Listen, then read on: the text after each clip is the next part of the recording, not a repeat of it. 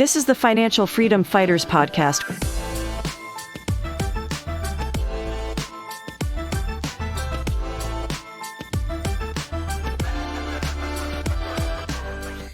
Welcome, everybody, to the Financial Freedom Fighters podcast. I am your host, Jacob Sandoval. I have with me my co-host, Mike Magno, and we have a treat for you guys today.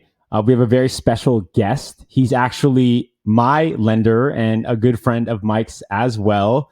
We have Steve Wiley joining us on the podcast. Say what's up, Steve. Hey, how's everybody doing today? Good to be here. Awesome. Thanks for joining us, Steve. We appreciate you. Thanks for having me. Sharing some knowledge with us today. Of course. Thanks for having me. Yeah, awesome. So why we have Steve on the podcast today is, I have a lot of conversations. Mike has a lot of conversations with people, and one of the most frequently asked questions that I get from aspiring investors is just understanding the financing process of it and how to get a loan and being really intimidated by that process. I know when I did my first deal, I was completely in over my head and had no idea what was going on, the documents, all the terms, the underwriting, the debt to income, all this stuff. And so it was incredibly overwhelming, but I had a great lender who is Steve, and he held my hand through the entire process. So this is going to be great. We're going to do investment property financing 101, and Steve's going to take you, the listener, through this. So by the end of this episode, you're going to understand financing pretty well. But what's also unique about Steve is he is also an investor himself, an investor in the market that Mike and I both, Mike is a realtor and investor in, and I invest in. So he owns, I think it's 14. Is it 14 units right now, Steve? Or it's 13 total units right now. Yeah. Okay. 13 units in Cleveland. So he has a pretty sizable portfolio in Cleveland. So Steve also had the knowledge to not only advise me through the lending process, but also give me his perspective as a Cleveland investor as well, which was quite a treat kind of going into that market. And so Steve, without further ado, I'd love for you to introduce yourself to our listeners and, just talk a little bit about your background and how you got into real estate. Yeah, thank you. Great lead in. Yeah, Steve Wiley here. I'm a mortgage lender at Prime Lending based out of our San Diego office. My website, if you want to check it out, it's just stevedoesloans.com. Super easy. I got into real estate in my early 30s. Give you a little background. I grew up in rural Pennsylvania, pretty low to middle income, fantastic parents. But we never really talked about money, never talked about investing. My mom cleaned houses. My dad was a factory worker, and they taught me a lot of great things, inspired me to go to college and whatnot, but never really talked about like financial security or money at all. Right. So in my mid 20s, I moved out to San Diego, a very high cost of living area, and I was having a blast. And all of a sudden, I'm in my early 30s, and I'm seeing guys I'm working with in their 50s and 60s that are doing the same thing I'm doing, living paycheck to paycheck. And I'm thinking, this can't be it. Like, I have to figure this out. I can't be like my parents who are going to survive based off my dad's pension from being at the same factory for 45 years. I have to figure out, how is this going to work for me in life, right? So I was in a different industry at the time. I was general manager of a couple camera stores here in San Diego. Shout out to George's Camera. And basically I was doing okay financially. And I thought, if I could find a place where maybe it's a 2-on-1 with like a granny flat in the back and like a house in the front, and I could live in the granny flat and rent the front house out, that would be perfect, right?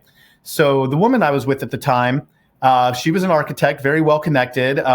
We were just recently engaged at this point, and we found a 4-unit property that was a standalone house in the back, small, 600 square foot, but great unit, close to the beach, within a mile of the beach in San Diego, and then a building with 3 units in the front. And it was the very first place we even ever looked at, first place we ever put an offer on in 2011. And we got it. And now all of a sudden it was go time. And it was like, what am I doing? I knew nothing about real estate at that point, right? So worked out perfect. The back unit, the back standalone house was empty. We moved in there. And as tenants moved out, we just renovated the front, brought up the rents to their the market value. I still fully recommend this way of going about it. We did it with an FHA loan, owner occupied. Great way to get involved in real estate is to buy a multi-unit, live in one unit, rent the other ones out. So we did that in 2011. In 2014, we ended up splitting the relationship super amicably, and we kept the property as an investment. She did her thing, I did my thing. I stayed in San Diego. 2016, I decided, I'd like to own more real estate, but San Diego had grown quite a lot in that 5 years. So I started looking at other areas around San Diego. It was a little daunting to own something in a town I didn't live in. So I wanted to keep it within a short drive, 5-6 hour drive. Ended up buying a 4-unit in Tucson, which I still to this day have. Amazing property, amazing performer on that guy. Got a smoking deal on it at a good time. And that's a 4-unit property there. And then that was kind of the opening of the door to realize, man, you can really do this anywhere. You don't have to be in the town that you're investing in. It was such a mindset that I never believed in until I actually did it. And I realized if you have a good team and you have a good realtor and you have a good management company and they can connect you to contractors, or you have good contacts with contractors, you can really do this anywhere. So fast forward to 2018, 2019, I started looking at other areas, and a lot of Midwest cities kept coming up. And I just put out to my social network, who's investing in any of these areas. And a couple friends from Denver were investing in Cleveland and working with Michael. In March of 2019, I flew out and met Michael for the first time. And right away, I was like, this dude is legit. I was just had a great feeling about him. We got along great. We went to a Cavs game. We had a great time. And I thought, this is somebody I would love to work with. Let me test the waters by buying one duplex here. So in 2019, I bought a duplex in Cleveland, real affordable. 2019, the end of it or so, my partner for the San Diego property started talking about wanting to sell the San Diego property. At that time, I didn't really see a means for me to buy her half. It had basically doubled since we bought it in 2011 to 2019. I thought, you know what? I'll cash out on this. I'll look for more passive income. Of course, hindsight's always 2020. We went through the roof from when we sold it in 2020 to 2023 in San Diego, but I didn't know that at the time. But I did a 1031 exchange and ended up buying 6 properties, 13 total units in Ohio as a result of that 1031 exchange. So that tells you the difference in money, right? I sold literally 50% of one property in San Diego to buy 6 properties, 13 units in Cleveland. And it was great. It's more passive income and whatnot. I've still seen appreciation, not as strong as San Diego, but I've gotten more passive income. And then in last summer, I ended up selling one of the duplexes just to kind of liquidate some capital. I had one that needed some more work than I wanted to do. So current holdings, 13 units in the Cleveland, Parma, Lakewood area, and 4 units in Tucson, all while, mind you, still not owning my own primary home and renting a house a block from the beach in San Diego. So, you can do it. And Steve did flip one house this year too. So. And I did flip one house this year too. Yeah, totally. I did that in Akron area. And actually, Mike, you don't even know this. The reason I was in Pittsburgh last weekend is I just signed docs today. I'm buying a complete gut project in Pittsburgh in the South Side. So still interested in Cleveland and that area and everything, but this opportunity came up and I just had to jump on it. We have a friend who's an agent in Pittsburgh. You should have said something.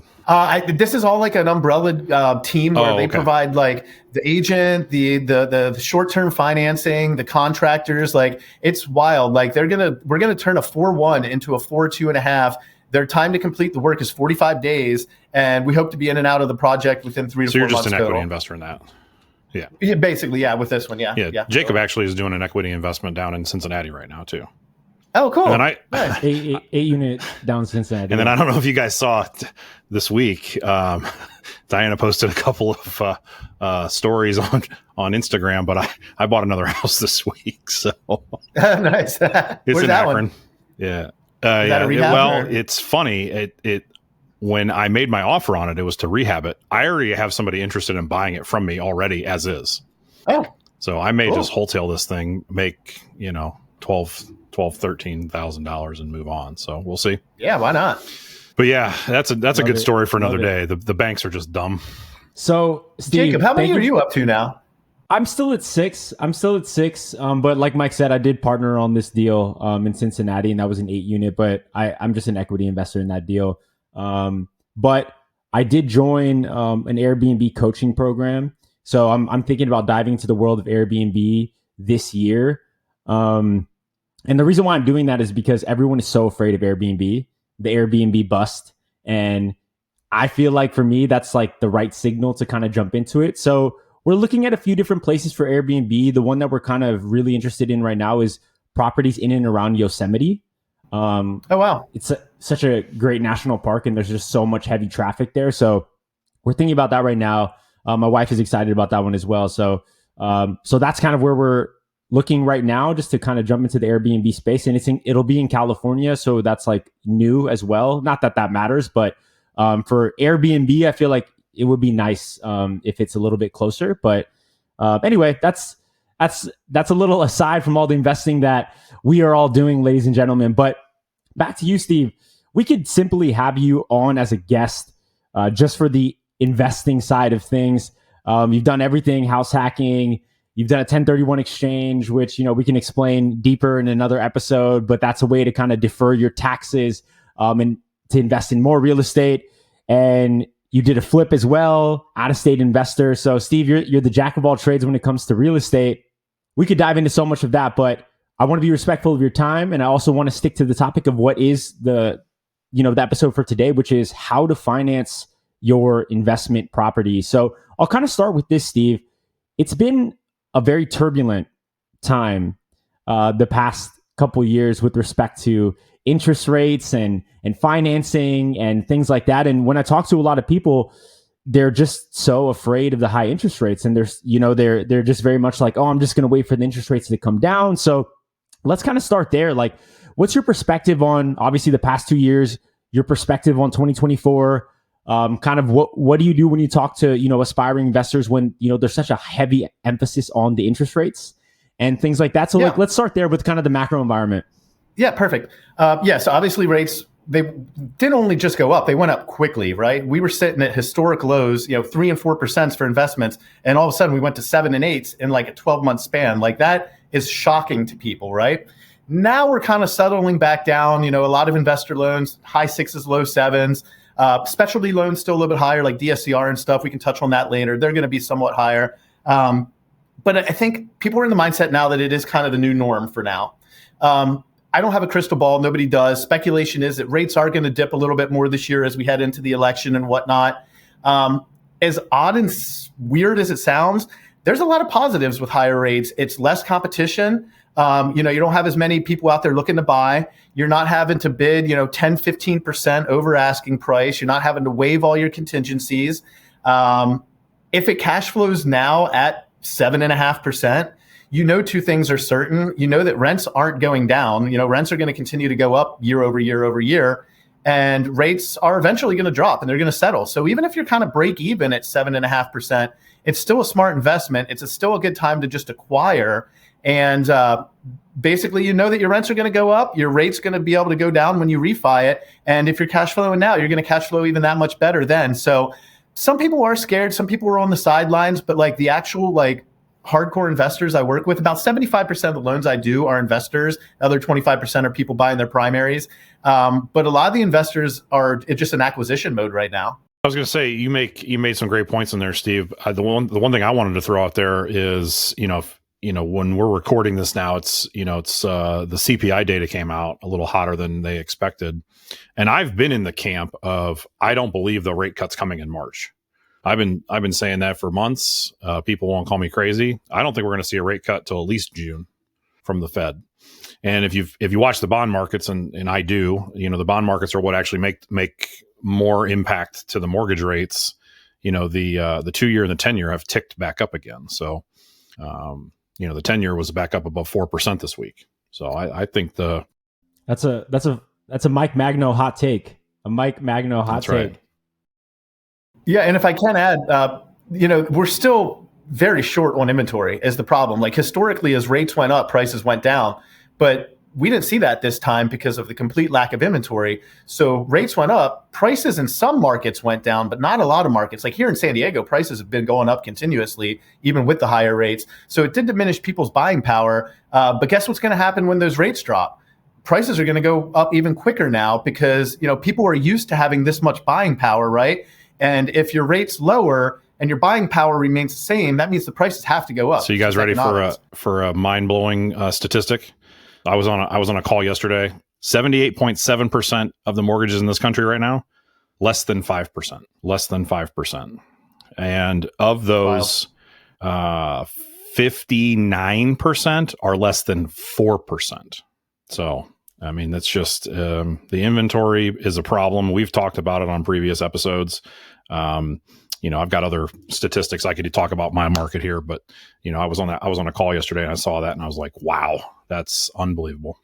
That stat alone just gives you signal that the market's not crashing. It's like a very different environment than we were in 2008. And I think there's a chunk of homes that are just owned free and clear as well. Right? There's just like, there's a ton of homes that are just owned free and clear. Yeah, there's a ton of that. And then I'll throw out one more number for everyone. And this is just in my local market. This is a 5-county snapshot of counties that I service in December of 2023. And this is single family homes. So it doesn't include multifamily, but this is single family homes. There were 3,814 properties for sale in December of 2023. For that same month in what was December of 2014, which was considered a balanced market statistically, there were 11,900 homes for sale in those same 5 counties. So you got almost 75% less inventory than you had. We'll kind of take it back to the financing, Steve. So when I got in contact with Mike, I think, and again, this kind of highlights the power of building a strong team, right? And I think that team starts with an investor-friendly agent. When I got hooked up with Mike, an investor-friendly agent is going to be incredibly well connected, and they are going to also be connected to the rest of your team, and they can help you build the rest of your team. And if your investor-friendly agent is a top performer, which Mike is, of course, he's going to know other top performers. And so the first thing that Mike did is he referred me to Steve as the lender. And so I chatted with Steve, and much in the same way that I hit it off with Mike, I instantly hit it off with Steve as well. And he made me, less scared about the financing process just in general. In what I liked about Steve was your ability to explain things very simply. So for the benefit of our listeners today, can you just give us a broad strokes overview of the financing process? Assume that I've never done an investment property loan. I'm calling you up for the first time. I got referred by Mike Magno. I'm like, Steve, I don't know what I'm doing. Can you help me out a little bit? Yeah, for sure. Thanks for that lead in and for the kind words, man. You were a pleasure to work with too.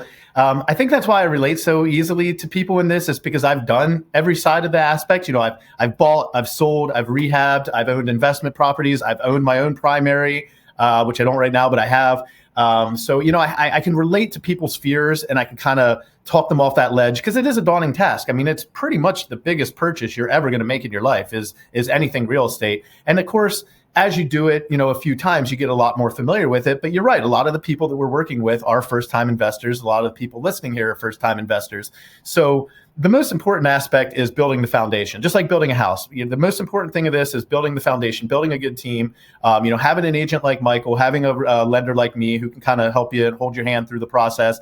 The first step we always do is we generally have a conversation, figure out what your goals are. As much as you want to work with a lender who's giving you a great rate, I'm interviewing you, and I want to work with borrowers who are going to respect the team, and we need to make sure we have a commonality and that we're going to be a good fit. Because if not, it's just not worth it for either of us, right? So we have a conversation. We figure out what are your goals, what are your hopes, what are your dreams, what are you looking at? More broad stuff, right? And then we'll talk a little bit about income and whatnot, but I don't really focus on that during the initial conversation, because what we really want to do is first get an application in the system. The application is definitely the starting point. The biggest thing you're trying to figure out is like, up to what dollar amount can you borrow, right? Basically, that's the thing. And there's a few things involved with that. There's the interest rate. But mainly it comes down to the acronym DTI, which your listeners may not be familiar with. It's debt to income. It's a ratio of your overall debt versus your overall income. So on the debt side, you look at the subject property, the subject loan that you're taking on. If you already have a place in mind, it's a property, but usually we're doing a pre-approval without a place in mind. So we're just looking for a dollar amount that you can qualify up to, right, before you really start looking for properties. So you're looking at the acquired debt from the property, which is principal, interest, taxes, insurance, and HOA if there is one. You're looking at any other debt you have, student loan debt, other real estate you own, car payments, child support, credit cards, all that's on one side of the equation. And then the income's on the other side of the equation. And with most investment loans, you want that ratio to be around like 40 to 45% or less. So then basically we kind of work backwards and we say, okay, so here's like the maximum amount that you can qualify for on a per month scale. It all comes down to your monthly debt to income. And then we say at this given interest rate, knowing that the property taxes is this amount, knowing that the, we can estimate your insurance is this amount. Is there an HOA? Oh, there's not. Great. We don't have to worry about that. Then we can basically say, okay, here's your maximum monthly payment for all things combined. And then we take that and we say, okay, this is the dollar amount of a loan that you're approved up to. There's a lot of different kind of steps and phases. I won't go too deep into it unless you want me to, but if it's like a standard W-2 earner and everything's like pretty good to go, we can generally offer a pre-qualification letter just based off of the application. If it's something where somebody's self-employed and they make a lot of bonus income, they've switched jobs a lot, they've had some gaps, then we might need to dig a little bit deeper before we can give the pre-qualification and get some other additional information going. But yeah, basically I get that pre-qualification done one way or the other. I get that over to Mike, start looking at properties or whatever. And then once you get an accepted offer, then it becomes go time. And Mike and I have some really good strategies too to get you to that point by doing like, to be determined underwriting scenarios. So we can write a shorter escrow period, quicker closing time, super attractive to a seller.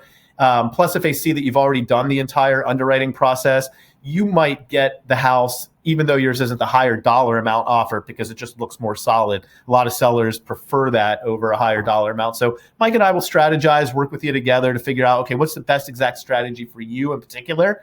Once you get the offer, then we basically turn that application into an actual loan number.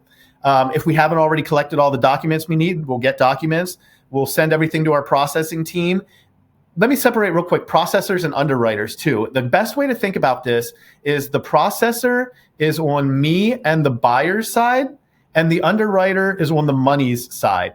So we're all one team, but we're kind of working together, but also like not, if that makes sense, right? So the processor is the one who's basically like, hey, we need to make this package look as great as possible to submit it to underwriting.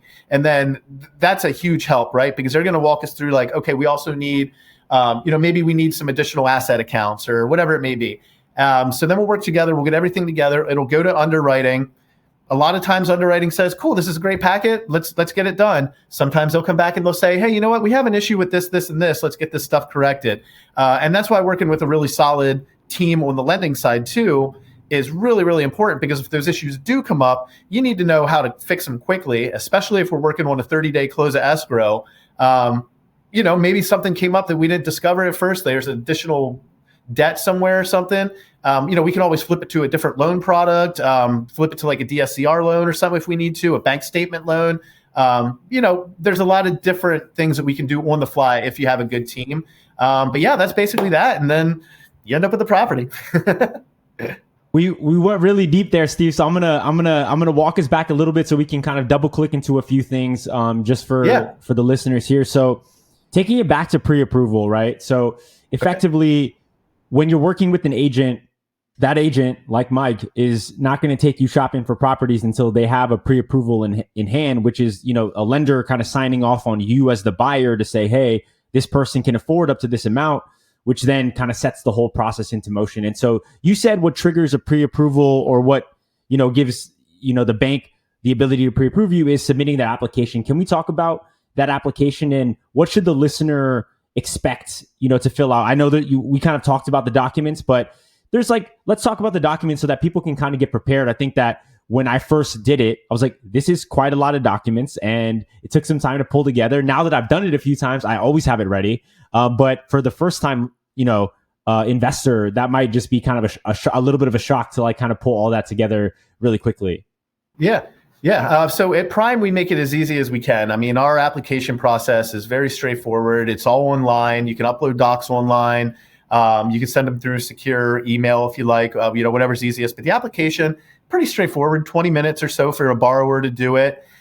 There is a difference between a pre-qualification and a pre-approval also. Pre-qualification, how can I say this, doesn't have as strong of a backing because it's just basically based off of what the applicant gave us on the application. We've not yet verified docs. But usually that's enough for a realtor to work with you. That's enough for a seller to let you into places to show and whatnot. A pre-approval is a little bit different where we've dug deeper and we've basically verified all the income. We've verified the docs. But for our purposes, let's just basically go with like pre-qualification as the term, right? So generally the documents you're going to need is 2 years tax returns, 2 years W-2s, 30 to 60 days of pay stubs, 2 statements for asset accounts, a copy of a driver's license. If you own any other real estate, the most recent mortgage statements. If you don't roll in your escrows, you'll need the the taxes and the insurance statements for any of those properties. If you own additional properties and we're qualifying rental incomes that those provide, we might want the leases. But those are the basics. Really to start, it's mainly, the first step is really the income calculation.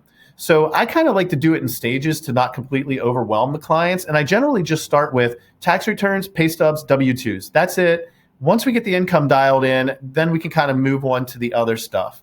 Okay, absolutely. And one thing I'll say here is when I first got connected with Steve, I really felt as if, he wanted me to be successful. And that was kind of an aha moment for me. I think when you're just going through this process for the first time, you think of the bank as this entity, that's faceless and doesn't really care about you as a person or as an investor. But that's definitely not Steve. He's a very warm person, and he just took the time to really explain all this to me. So that was the first insight for me, is the lender, they generally want you to be successful because they need you to pay back the loan. And they're giving you but they're also giving you insight as to they don't want you to get over your skis. They're giving you a budget that they are calculating off of, tons and tons of people that are doing this. And so they know the guidelines within which you should operate that you, maybe as the investor, you don't know. So that's one thing. The lender wants you to be successful, and they're going to give you a budget that you can work within that is well informed, right? Because maybe the first time investor doesn't necessarily know what their budget is or should be. So I think that's just a very helpful data point for you to be like, hey, this is what I think you should be shopping for in kind of this range. Yeah, and if I may, a lot of this isn't lender by lender. It's all federal guidelines, right? So when we say we want the debt to income ratio to be a certain number, it doesn't matter if you use me, if you use your local bank, if you use whatever you use. Those numbers, if you're using like a Fannie or Freddie product, they are what they are. I can't change them. No lender can change them, right? So thank you. I love what you said there. My goal is definitely to get you to close the loan because, none of us get paid if you don't get the loan closed. And also too, I don't want to just do one loan with you. I want to help you build your empire. I want to get you to the level that Mike and I are at, or that other bigger investors are at, where you're buying places every year and you are just churning and getting to the point where you can generate enough wealth for you and future generations. That's my main goal. Growing up as somebody who didn't really have a lot, didn't really have any of that stuff. The thing that excites me most is working with somebody else who kind of comes from the same type background and is like, I want more for my life. I want more for my family. I don't want to work forever. I don't want to retire when I'm 75. I need this passive income and stuff to really work. And that's nothing makes me happier in this industry than getting people like that in that mindset of you can do this and you can make passive income doing this and get long-term generational wealth through real estate, because it is somewhat daunting. If it was easy, everybody would do it, right? Thank you for that, Steve. That was very, very motivational and inspirational. If you want to be a successful real estate investor, you have to know how to run the numbers. You can download my free rental property calculator and deal analysis guide by heading to cashflowsaga.com/tools. Again, that's cashflowsaga.com/tools. Now, back to the show. I'm going to transition us to a very quick and kind of funny story, but obviously it's related to this process. I was living in an apartment in Pasadena, and these people were crooks. The property managers for this building were crooks. Me and my wife, we lived there for about 8 months, and we moved out, and they charged us thousands of dollars in damages. And we had lived there for 8 months. Property was perfectly fine. They were charging us for all types of damages. I said, on principle, I'm not going to pay this back. On principle. So after ignoring all the requests, they sent me to collections. And that really hurt my credit score. And I'm someone that had a very good credit score, my entire life. And this single thing dropped my credit score 100 points. 100 points. And I was like, you know what? It's fine. It's whatever. This is me just being like, I'm not going to pay that back. At this point, I'm going to buy my investment property in Cleveland with Mike and Steve. And Steve takes a look at my credit and he's like, hey, Jacob, what's going on with this your credit score here? We look like we have a little bit of an issue. I was like, Steve, it's fine. It's fine. I'm just gonna, it's not that big of a deal, right? And Steve was like, no, it's kind of a little bit of a big deal that your credit score is much, much lower. And so, Steve, I just want to pass it off to you. I don't know if you remember that situation very well, but my point here is I want you to kind of touch on the fact that credit is obviously such a big, important part of this. And you coached me through that situation. If you don't remember, like you kind of walked me through that. You gave me a lot of good tips, and I'll pass it over to you, but I just want to talk about that specific story. Yeah, thank you. Your credit score is hugely important, right? I mean, it shows how responsible you are with money, but it's not always. I want to say it's not always like the fault of the person with the credit score. I've had other instances too where people just didn't even know that they had an outstanding medical bill that they probably never got the bill for, and they had no idea that they dropped their credit score 60, 80 points or so. So generally, when somebody does the application, you kind of have a feel of what they think their credit score is, through the conversation and when they complete the application. And when it comes in and it's significantly different, then we kind of look at it and say, okay, what's going on here? And there are paths to recovery really quick. There's things you can do to get rapid rescores done. I won't go into full detail about it, but there are ways that you can repair a credit score pretty quickly. Remind me, with your scenario, I forget, what did we end up doing? Yeah, so I was being stubborn. I said, hey, Steve, I'm not paying that. And I don't think that I should pay that. And you're like, yeah, but if you really run the numbers on it, your interest rate's going to be 70 basis points higher. And it's if you really do the calculation on that, you're going to pay so much more in interest over time if you then just pay this $4,000 that you owe to them. But then you counseled me further. You said, hey, listen, a lot of these collection agencies, which I learned a ton about this, you said a lot of times they'll just settle with you for an amount that's much, much lower than the amount that you owe. And so you gave me a script and you said, hey, what can we settle this for today? Just tell me that. And I'm not paying the full amount. You said, be clear. I'm not paying the full amount, but tell me what as low as you can take. And I think I settled for something much, much lower. I think the total was 4,000 and I think I ended up paying 1,700, something like that. And so I saved a ton of money because of Steve's tip. They cleared it off my credit report and everything was fine and dandy. But just in general, this is me not understanding how impactful that was to the kind of entire loan process and how big of an impact it was going to have on my interest rate. And if you take that across 30 years, how much you're going to end up paying because you just were stubborn and you didn't want to settle with the collections agency. And so Steve, materially saved me a ton of money by kind of coaching me through that situation. Cool. That's awesome. Yeah. And we do have scripts for that to help you out and everything, to basically get a charge off letter, and then you do a rapid rescore, and that's how you quickly up a credit score. Yeah, absolutely. My credit score went back up 100 points. Everything was right with the world. So Steve, we're going to do some rapid fire questions here. I think there's just a lot that goes on to the lending process. And so I'm just going to throw a bunch of questions at you, but the intent is, just kind of more rapid fire, right? Cool. So what is Fannie Mae and Freddie Mac? So they're same, but different. They're two federal programs. They are kind of like your starting point. So especially for investors, we'll look at Fannie and Freddie. If for some reason you don't qualify for those, then we'll move to a DSCR loan or something different product. But Fannie and Freddie are always going to be the best rates. The difference between the two is pretty minimal. We'll price out and see which one has the better rates and cost. Fannie a lot of times has a slightly lower cost, but also is a little bit more difficult in being able to qualify like rental income from the subject property. They have like weird things like if you don't own a primary residence, you can't use the rental income, or you can only use a certain percentage of stuff. Freddie's a little bit more versatile with that. So think about it. It really, to the borrower side, it doesn't really make a difference. Fannie or Freddie, you're getting the same basically federally backed loan. It's a conventional QM loan. But your loan originator should basically look at the two and say, okay, which one has the better pricing, and do we qualify for that? Okay. Thank you. Is there a limit to the number of loans that I can take out? Yes and no. There's a limit to the number of like conventional QM loans you can have. It's 10 per person, and that's a culmination of both primary residence, second home, and investment properties. If you get to 10, then you start looking at non-conventional loans like I keep saying DSCR loans, but that's my next go-to after conventional runs out, or if you don't qualify for it. And then what a lot of investors do too is they play two-player mode. So if you have a high-earning partnership and you both qualify individually, do every other loan in one of your names if you financially qualify for that. And then as a married couple or as a team, you can have 20 loans. That's a nice hack. Especially for our listeners that are out in the Bay Area working in tech jobs.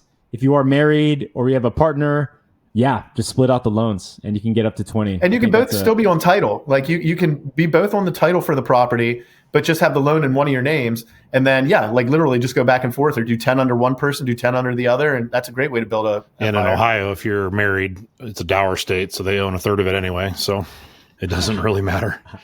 But I always tell people, let's get one loan. I get a lot of calls from people who be like, what do I do when I get to 10 loans? Well, how many do you have now? 0? Okay, well, let's get one. Let's get one. Let's do one first. It's so funny. People are always like, I haven't opened my LLC yet. I'm like, don't worry about that right now.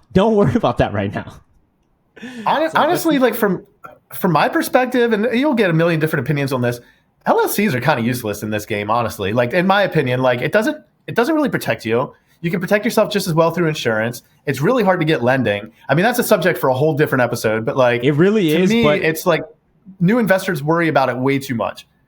Exactly. And we'll spend 2 seconds on this because I 100% agree with you, Steve. And it's a question I get a lot from new investors, which is, I want to own my rental properties in an LLC, one rental property per LLC. And I'm like, you guys don't understand how complex you're making this. And when I see people do it, even the people that think they're doing it correctly are doing it 100% incorrectly, because one, they have the title of the property in the LLC. So they buy it through the LLC, but they get their loan, their financing in their name.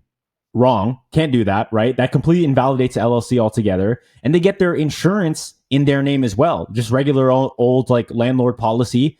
And so any lawyer worth their salt, if they see that the property is held in an LLC, but the financing is held in somebody's name, that LLC pierced. The corporate veil of that LLC is pierced.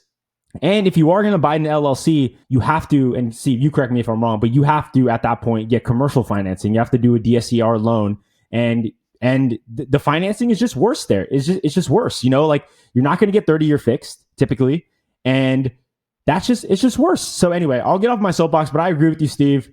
Don't overcomplicate it. If you're doing your first deal, it's fine to do it in your personal name. Just get the adequate insurance. But this is definitely can be an entire episode for another day. But on that topic, Steve, you mentioned this a couple times. What is a DSCR loan? Yeah, so DSCR is an acronym for Debt Service Coverage Ratio. So it's a way to qualify. It's only non-owner occupied. You can't do it for primary residence. It's basically a way to buy a property without any consideration of personal income.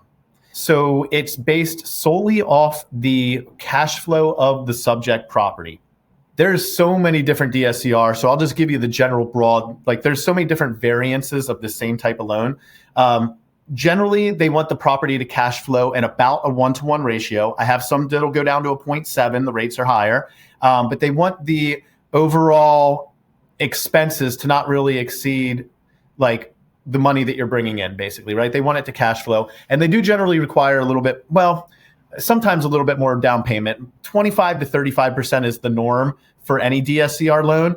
But honestly, even conventional, if you're doing multi-unit, it's 25%. Single family conventional, you can go 15%. I don't have any DSCR lenders, any products, any DSCR products that will go less than 25% on a DSCR loan, and some are 35% down because it is a riskier loan for the bank. They're not checking your personal income. It's all based off that property. There are some other things behind it, like it doesn't work for rural properties. They want it to be, not rural to the point that it's like out in nowhere, because then they can't comp it. It's a lot harder for them to figure out like what should this rent for, right? And they also don't want to get stuck with those type of properties. And the rates are a little bit higher, but not a huge difference. You're usually like 1% to 2% higher. So it's a good product for people that either don't qualify for conventional lending, really big with self-employed borrowers. I can't even tell you how many DSCR loans I do for realtors, because realtors are making good money. They have the money, but they're writing everything off to make it look on paper like they don't make much money, which is smart, So people that, are business owners and do that kind of stuff, people that recently quit jobs or changed jobs might not qualify for conventional. We'll go to DSCR as our next step. Oh, let me add one thing. DSCR loans too generally do have a larger minimum loan amount. Like most DSCR loans, $150,000 minimum loan amount that I at least have in my arsenal. I do have one that will go down to $100,000, but you pay a little bit more of a premium for that. Yeah, I want to pause here. You want to say something, Mike? I was going to say I do have one guy that has a program. They'll go down to 50,000 for the loan on a DSCR. Oh, wow. But it's one person, one very specific investor that buys those loans. So I want to pause here because there's the DSCR loan, and then there's just kind of like the DSCR calculation, right? And so that's obviously related to the DSCR loan, but agnostic of the loan. DSCR is just a metric or a calculation that you, the investor, should be aware of, because it kind of speaks to the health of the deal. And to kind of recap what Steve said, when they're calculating DSCR, they're trying to understand, once you take the income of the property, right, and you take into account the expenses as well for that property, the typical expenses, what is left over in relation to your debt payment? The bank wants to see a very healthy spread there. I think a normal spread or a healthy spread would be, 25%. So you have 25% kind of above and beyond what that debt payment would be. And that's an important metric too, because it tells you, the investor, that there is, meat on the bone for this deal. If your DSCR, and maybe some rental property calculators like mine, I automatically calculate that just to see if this was a DSCR loan, even though I'm not getting DSCR loans, would it qualify? Because that tells you that you're holding yourself to a standard of a deal that says, okay, this deal could finance itself effectively because it's that good of a deal. If the DSCR is below 1.25, it's probably not that good of a deal, and that's fine, because over time that deal is going to get better as the rents increase. But I just wanted to kind of like separate those two things, DSCR loans and DSCR, just like the general metric itself, which is important for you, the first time investor, to kind of know. So we'll kind of move on with our fire round questions, Steve. If I'm somebody that's just kind of looking in Zillow or looking in Redfin, and they have the interest rates that are there that they input in their kind of calculations, how come if I see that interest rate, but then I go to talk to you and I'm getting an investment loan, the interest rate's a little bit higher? Why is that? Yeah, I mean, there's so many different components of interest rates. A lot of times when you see those interest rates online, it's an absolute best case scenario: 820 credit score, 50% down. It's like an absolute best case scenario. So don't be surprised even on a primary if it's slightly higher. Investment loans are generally going to have a higher interest rate than a primary residence because those are the first properties that people default on. Nobody wants to lose the house they live in. But if times get tough and you own 3 houses and you live in one and the other 2 are your rentals, guess what mortgages you're probably going to stop paying. So that's why investment loans are always going to be a little bit higher. Unpopular opinion there. This drives me bonkers, and I understand what Steve said, but the bank is so not levered when it comes to investment properties. That drives me bonkers. Like, I can go, like, locally here, I have a couple guys that do a 0% down program for a owner occupied conventional loan, right? And you're completely 100% levered, but yet you and I go buy a property with 70% leverage, and yet I have to pay the higher rate because that's a riskier loan. Like I said, I've always had a problem with that, and I don't know. So the kind of main takeaway there, and this was a learning for me as a new investor as well. In Redfin and Zillow, they're showing you like owner occupied rates, and those are just generally, like Steve said, they're always lower, generally speaking. And Steve, I don't know, like, correct me if I'm wrong, but I've seen, at least when I compare, it's like it could be anywhere from like 70 bips, a little bit more, sometimes up to 1% higher. But anyway, that's just kind of the takeaway. Don't look at Redfin, don't look at Zillow. Like, talk to an actual lender, get a sense, because it's very specific to your situation, your credit score, like Steve said, all that. Steve, may I add one thing to that real quick?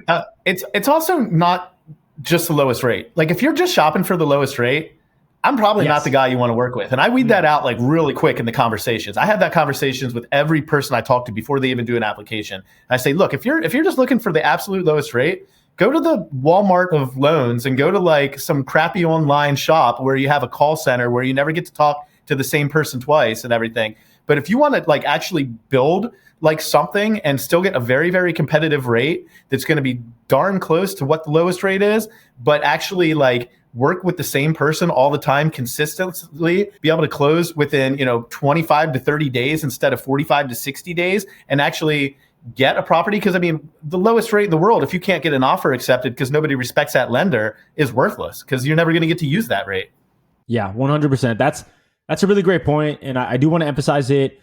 You, as the brand new investor, should put a much higher value on the people that you're working with, especially when it comes to the lender. That is going to just be like so minuscule. The difference that you're going to save in rate is going to be so minuscule in terms of the relationship and how effective that lender is. And that is just, you should put so much more value on that. I know that if I sent Steve a deal because me and Mike found something, Steve would respond immediately, and we'd be like in process of like getting that deal funded and things like that immediately. And so it's like that level of kind of service is something that you should place a much higher value on, and not the 15 bips that you're going to save in interest rate if you go to like Joe Schmo lender. Anyway, Steve, I know we're coming up on time, and I want to be really respectful of the time, so we're going to hit you with a couple questions, and then we'll like have one final question to round it out. What is LTV? Loan to value. So loan to value is, it's how much you're putting down, basically, right? So if you put 20% down on a property, your LTV is 80%. And typically the bank is going to allow of an LTV. So for non-owner occupied, you can go down to 15% on single family, 25% on multi-unit. Generally, you get a lot better pricing at 20%, even on single family. And generally, the more you put down, the better the rate you get. Okay. Last question here before we head to kind of like the closing question. Can you just like explain to the listener the appraisal process and how that, kind of like works into the deal and some of the complications that can happen with appraisal? I know that this is one of the things that I didn't quite understand really as a beginning investor. So Yeah. Let me lump together appraisals and inspections, because they're in essence kind of doing the same thing, but for different parties, right? So an appraisal is required in almost all situations. Once in a while, we'll get an appraisal waiver, but very rarely. Appraisals are almost always required. Inspections are your choice as a buyer. You can choose to get it or not. In my opinion, you'd be absolutely foolish not to get it. An inspection is for your use to make sure like that the property doesn't have serious issues. The appraisal is for the bank's use to make sure the property is worth what the contract price is. A better way to kind of say that is they're not trying to necessarily figure out how much is this house worth. They're trying to figure out, is it worth what's on this contract? So they're not trying to like exceed it by a lot. They're just trying to say like, if you're under contract for $300,000, they don't need to say, well, this is worth $360,000. They just want to say, yeah, this is worth $300,000. Now, let's say it comes in and it's only worth $280,000. Now there's an issue. There's what they call an appraisal gap. And there's a few ways to handle that. If you have a seller that is really a good seller that wants to work with you and they want to save the deal and whatnot, you can negotiate the price. You can have them try and lower it or meet somewhere in the middle. But say you really, really want the house and the seller is very adamant, like, no, we're under contract for $300,000. How does this work? Well, let's use the example of a $300,000 purchase with 25% down. So you were going to do a loan of $225,000. $75,000 is what you're coming in with, right? So now let's say it only appraises at $280,000. You're still doing a loan for 75% of that, right? So now your loan is $210,000. So now you have to come in with $90,000 because you have to come in with the 25% of what the appraisal amount is, and then the appraisal gap between the appraisal and the contract price. So you have to be really mindful of appraisal gaps because that is 100% out of the buyer's pocket, basically. Yep.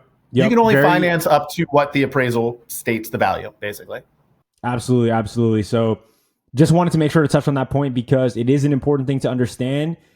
Depending on the property, this could be an issue. If you've overbid on the property, particularly, right? If you've overpaid, this can turn into an issue. And that's just something that you, as the new investor, should be prepared for. But if you have an all-star team like Mike and Steve, they'll coach you through it and they'll probably flag it to you. Like Mike, on certain deals, Mike's like, that's going to be an issue here, the appraisal gap, right? Because you're just people are overpaying for the property. They're gonna have to fill that gap. So, Steve, we're at a minute left. Last question. What is your advice for people that are just thinking about jumping into the real estate market for the first time in 2024? Yeah, I mean, man, there's a lot. A minute, huh? No, build a good team. Be very comfortable with your team. Build a good team. Identify what areas you like. Work with somebody who's local to that area if you're not familiar with that area to identify, what areas you want. Don't get blinded by on-paper numbers. You might see properties and you think, wow, like this is cash flowing so well, but it might be in a D-class area or something. Be really mindful of stuff that you might not even consider, like property taxes. One thing that I didn't realize in California, we have what's called Prop 13. And when you buy a place, that's your basis for your property taxes for the life of owning the place. That property can triple in value and your property taxes never change. That doesn't happen anywhere else. So that was such a wake-up call when I got my first reassessment in other areas and was like, oh, that's like a lot of my profitability. So be mindful of that. All expenses, be mindful of how much are you paying in utilities, multi-units, you're paying for stuff that's not individually metered. You're paying for lawn care, you're paying for snow removal, whereas single family, you're not, but maybe you're cash flowing better with a multi-unit so you can eat those costs. But yeah, just do your homework. Don't overthink things. Don't get paralysis by analysis because you're trying to figure out every aspect of it. A lot of you're going to make mistakes along the way. It's never going to be perfect the first time, but hopefully your mistakes are minimal. Your gains outweigh those mistakes and you have a good team that can back you up. Boom. Boom. Thank you so much, Steve. If one of the listeners hears this and they're just like, I need to work with this guy. I need to get a loan from Steve. Where can people get in touch with you, Steve? Yeah, just jump on my website. It's www.stevedoesloans.com. stevedoesloans.com. That's the easiest way. You'll find my phone number, my email address, everything on there. That's the best way, really. How did somebody not have that URL already? Right? Unbelievable, right? Steve does loans? I was blown away when I got that. I've only had that for 3 years too, right? I didn't get that a long time ago. You just got into the lending side of the game, a couple of years ago. So for no one to have that URL, I'm just flabbergasted by that. All the lender Steves out there, they're just napping. They're not working as hard as our Steve. No, they're asleep at the wheel for sure. Steve, thank you so much for all of the value that you've given our audience today. We're gonna wrap up the episode. We're gonna let you go, but this has been an amazing episode. I hope you learned a lot about investing and financing your investment properties. I'm your host, Jacob. You can find me at Cashflow Saga. Mike, where can people reach out to you? You can find me on all the socials at Realtor Michael Magno. It's probably the easiest way. We are the Financial Freedom Fighters. We'll see you in the next episode. Peace. See ya. Goodbye.